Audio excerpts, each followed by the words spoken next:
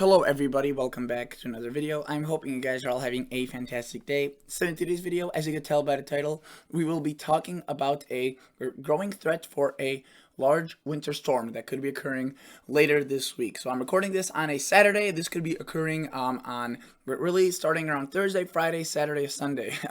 The timing isn't really necessarily clear with this, but definitely the threat's been growing. It's been showing in the models for really several days now, and most models are relatively consistent with this, and it's most definitely a threat.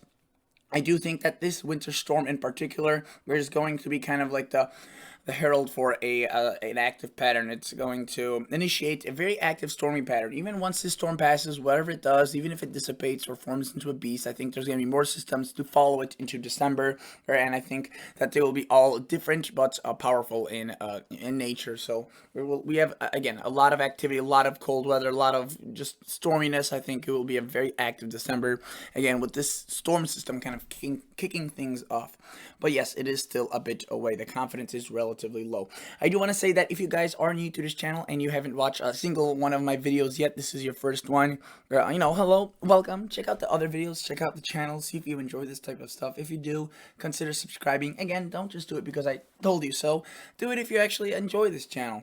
And same thing with liking the video. If you like the video, then hit the thumbs up button. And if you have any comments or concerns, please leave them down below. Otherwise, let's get into this video. So again, as I mentioned, there is a chance for this snowstorm, and I was just looking at some models earlier, doing my kind of research as how do I present this to you guys in most clear and kind of simple format, but also not trying to dumb it down like the news does, right? So let me show you. If you notice anything, I'll just play out this week. And notice we have a northwest flow. Basically, we have just the clippers after clippers. They're not amounting to much, right? But that changes potentially this upcoming weekend. Now, again, the GFS shows this system in particular on Saturday into Sunday. So again, probably a week from today, which is why there's a lot of confidence that is still missing, and why I'm just saying the threat is growing. I'm not saying it's coming because, it's just still a bit too far away to be completely sure. But notice we've had a lot of little clippers, little storms. Again, relatively warm for the southwest, really for the southern 2/3 of the country. There could be some 60s in Nebraska, Iowa, into Missouri, Illinois, even into Indiana. It will be cooler across the north and northeast, but anywhere else it's going to be a rather warm pattern. Now, again, these clippers are a bit hard to predict where the snow will fall, but you can see they straddle kind of the northern United States and into much of southern Canada, so that's something to watch for. However, we do have a more potent wave that moves in onto the Pacific Northwest on really Friday, and on Saturday it starts to act up, if you will. Look at all that snow it produces across Montana, Idaho, according to this model run, which again, it switches off, and we'll have to see whether or not this stays consistent. I'll show you other model runs, and they don't agree with this in particular, but they still show a big storm, right? So again, look at that Yellowstone, right? Grand Tetons, the Bitterroots, all seeing snow into Montana, into Utah, portions of northern Colorado, and then look, we have a lot of moisture from the south that gets tapped. I mean, a lot, and within 6 hours. This is early Sunday, early Sunday next week, and boom. Look at that. Look how quickly that explodes into very heavy snow across both the Dakotas, into Minnesota, Wisconsin, the UP of Michigan, into Iowa, potentially Illinois with rain, into Indiana with rain, into the South, Georgia, Alabama, Tennessee, Missouri, Arkansas. With this particular model run shows rain across these areas and snow towards the north. And you can see it's a pretty big snow event for Wisconsin, Michigan, UP. Definitely the biggest one of the year for those locations, and it does stretch into Canada. It continues intensifying and has a lot of snow on the backside of it. But again, you can see it ditches a lot of locations along the northeast and southern Canada area with mainly rain, but there is some snow on the backside, and it turns into a rather prolific monster. You can see how much energy there is that system as it pushes away. Now again, if that was a bit further towards the south, a lot of US and larger Canadian cities could get caught under that snow versus kind of just that rain, which is less impactful. Nonetheless, you can see, as I mentioned, that system passes away. We have a lot of moisture from the Pacific and from the Gulf of Mexico brewing in, and of course we see yet another chance for another storm. And you can see the GFS definitely tries to show something. It doesn't really succeed with I guess that first one, but it shows the potential for it. Some snow across New England, intensifying kind of low pressure, quite a bit of rain across the southern United States and into, again, northwestern United States moving in. Another storm of kind of a weird situation slash setup, but definitely showing the the active pattern activity is pretty high, and you can see that continues. Look at the northwest just getting pummeled with rain, snow, and hopefully some of that does end up getting a bit further towards the south into the southwest where they really need that rainfall. So let me show you the total accumulated precip up until that storm system, again just ignoring the rest of these systems, because again even the one I'm talking about, that's the most most future or least out in the future, it's still pretty far out by itself.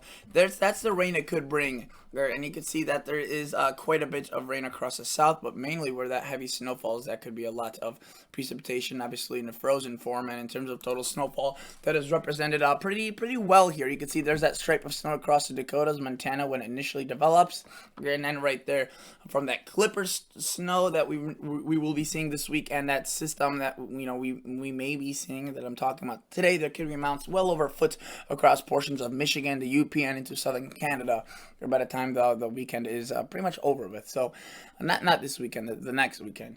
But you can see there's definitely quite a big snow footprint there. Let's take out another model, or sorry, let's take a look at the same model I've been showing you, but now let's take a look at the one from, say, 12 o'clock to show you the consistency, that this isn't just one model run. There's a GFS 6 hours earlier than the one I just showed you. This came out today at 12, where the one I just showed you came out at 6 p.m. Let me show you this, and there we go. As I put this forward, notice there's that same time frame next weekend, Sunday, early Sunday, and it's a very similar format. Right across the northwest is one piece of energy, across the south, the Gulf of Mexico, is another piece, and those two combine, and we see a lot of heavy snow further towards the south. They're definitely affecting north southern Canada, maybe even portions of the Midwest, right? Illinois, maybe Iowa, Wisconsin, southern Wisconsin, instead of just northern Wisconsin, southern Michigan instead of northern Michigan.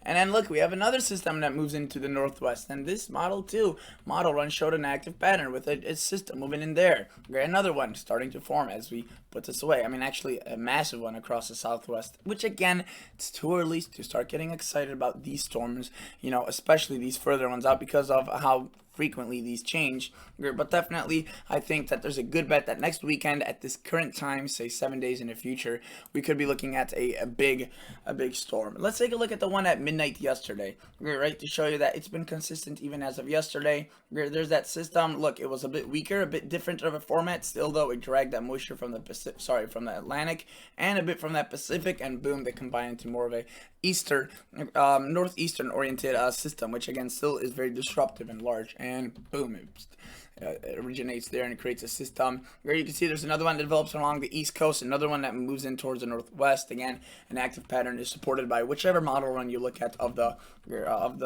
GFS, and yeah, definitely an active pattern.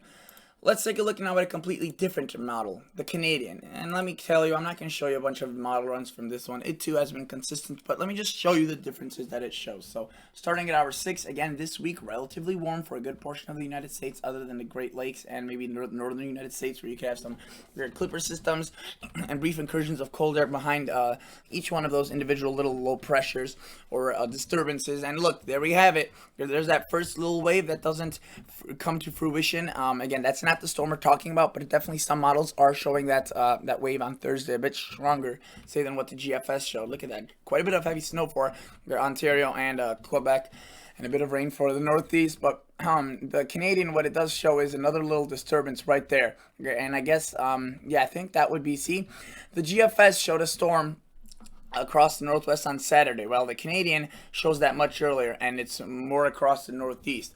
And if I put this forward, yeah, you can see it does show another system, but it's not really aligned with what the GFS shows.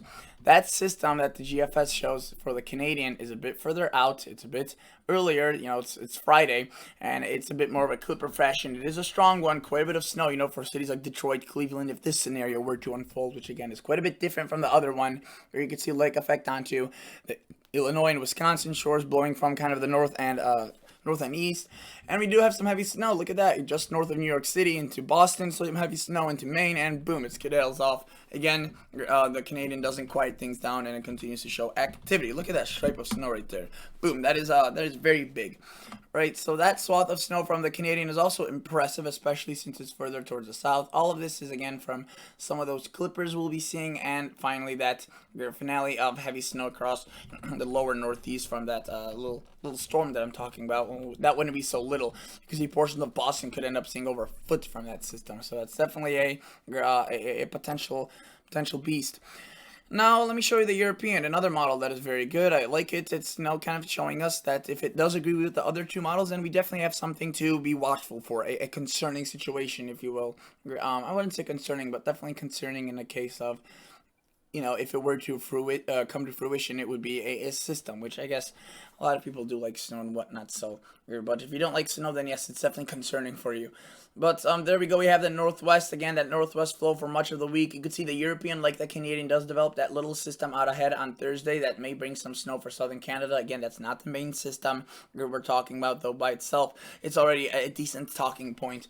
But look, there we go. There's that little system I shouldn't say little, but there's that system that the GFS showed and the Canadian. But look, it's more similar towards what the Canadian shows, the European, or sorry, what the GFS showed. If you recall, the GFS showed the first model I showed you showed a snow band across the northwest, while the Canadian just developed this quick-moving clipper, which still dropped quite a bit of snow. Don't get me wrong. But look at that. European develops quite a bit of snow across the plains. The moisture from the Atlantic is a bit late as the system is a bit further towards the north, but it does eventually intensify into a nasty system, similar to what the Canadian does, but just a bit further towards the north and stronger. And you can see that does drop quite a bit of snow for a Green Bay, or Sault Ste. Marie, probably seeing the heaviest of that snow. But you can see each model shows a different scenario, right? So again, it's not really determined of where this will occur. They all show a storm though, which is good. At least they're agreeing on that side. And let me show you the total accumulated precipitation, or sorry, snowfall. Where again, we will have clippers from much of this week across the Midwest and southern Canada. There's that first system, decent snows right there. You can see that it's definitely impressive. But then there's that one we're looking for. And that could drop, if it's just a bit further towards the north, decent snow, 5, 6, 7, 8 inches across Minneapolis, Green Bay, maybe into the northeast if it decides not to take a northerly hook. There are definitely decent amounts across, say, Rapid City, just north of that city actually. So we'll have again a lot of stuff to watch for in this system. There definitely could be a lot stronger than what the Canadian and European are showing. It could again be something more of what the GFS was showing, which if you recall, it was definitely the biggest and the strongest out of all of them. Now, this is a model that these are ensembles, so it's 31 models. I just showed you 3. Now, these are 31s that are not as accurate as the 3 main ones I just showed you, but they give us a good idea of what's to come if you look at all of them. If they all show a system, well then, the chances are there's probably going to be a storm. If they all show the storm across the same location, then chances are it's probably going to occur in a similar fashion. Now, with these ensembles, all of them show a storm, most of them show that storm that we're talking about, but not all of them show it across the same location, which again is expected. It would be very weird if they all agreed on a system that was more than a week out. So let me play this through again. There's quite a bit of a clipper threat. You can see some already even disagree on the clippers by themselves. You can see this one brings some snow into Illinois, right there, Chicago, while a vast majority of them really do not do that. So that's kind of interesting to see, whether or not that's going to be accurate. And let alone that main system, which watch for it now again, Friday, Saturday, Sunday. This is where most of them show it. You can see an increase of purples and pinks on the map. You can see this one shows across Michigan, southern Canada. This one keeps it a bit further towards the north, so not as intense for the Great Lakes region. This one keeps it across Wisconsin. This one keeps it more across, again, also Wisconsin, southern Canada. So there's definitely different solutions. Look at this one, showing snow across Pennsylvania. Doesn't really show much across the Great Lakes, at least the eastern or western portions. But you can see that there's definitely a lot of disagreement. Some bring that system earlier, like these 2 models, E7 and E20. And then look, as I put this forward, just a few hours later, boom, there's a few more that show another system right there, 11, or kind of the same one, just a bit differently. So we'll have to definitely see maybe a 2-phase system, maybe a 1-phase system, maybe not really occurring anything at all, which some models do show that. Let me find one that doesn't really show a snowstorm at all. Look at E19. Doesn't really show anything major at all, at least from that storm. It probably does show something along in the future, and I kind of want to show you that as well. In the future, look, as you take it out through 15 days, almost every single model shows a snowstorm. But again, we're not talking about the general active pattern. We're talking about your kind of what make come specifically from this storm that we're talking about. And this is just one region. Let me show you the Midwest, for example, which again, some models show this system across the Midwest, but not across the Great Lakes. It takes it further towards the north, away from the Great Lakes. And there we go. There it is across the Midwest. They're affecting decent locations, if you will. Right? Look at the one like right here. It shows very heavy snow across the northern United States, but that wouldn't affect the Great Lakes as it's just too far towards the north.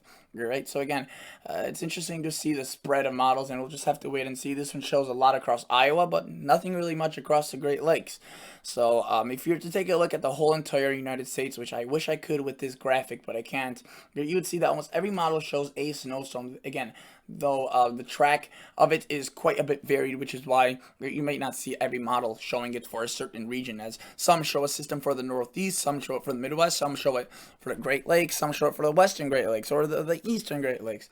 And there are still obviously a few that don't show really anything at all from that system. But again, they're far and few, and they're becoming far and fewer as the time goes on, as we approach the system. So definitely something to watch for at this point. I would say that again, the threat is growing. That's all I have to say, because anything else is a bit too early, and whether or not you will get heavy snow, it's a bit tough to say. We'll just have to wait and see. But again, it's most likely going to be in a similar kind of west to east, maybe west to northeast, west to kind of north-northeast fashion. It's not really going to be a south to north storm. At least most models don't show that. It's definitely a possibility. But you can see that, the GFS, Canadian, and European, they all differed, but they all showed a system taking a similar track, starting from the northwest, getting a piece of energy from the Atlantic Ocean, and kind of you're either doing that or that if you're the Canadian, or the GFS, which was kind of right in the middle of both those systems. So we'll have to wait and see, guys. You're definitely something we'll have to watch for. And the threat, again, is growing for this large system. Otherwise, thank you guys so much for watching, and I'll catch you all on the next episode. See ya. Bye.